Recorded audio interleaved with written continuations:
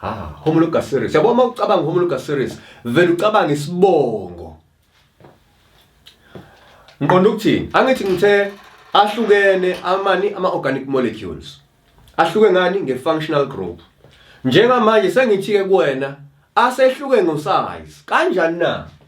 Ikhona i-ketone enama-carbons awu-3. Khona i-ketone enye enama-carbons awu-5, awu-6, awu-7, awu-8, awu-9.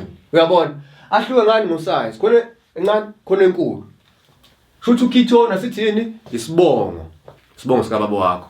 Bese ubaba wakho-ke ezala wena, ezala umfowenu dadewenu noma ama-siblings akho noma ingane zakini. Buka-ke. Angithi ngithe u-ketone yini? Isibongo. Uthola ukuthi mhlawumbe njoba nizalwa ndawonye nje, ninobaba oyedwa noma mama oyedwa. Into ehlukile.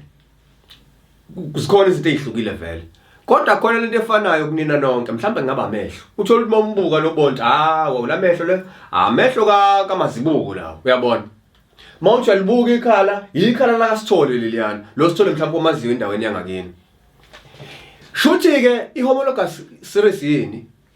I-series yama-members noma umndeni one-functional group eyodwa kodwa ohluke ngani? Ngosayizi.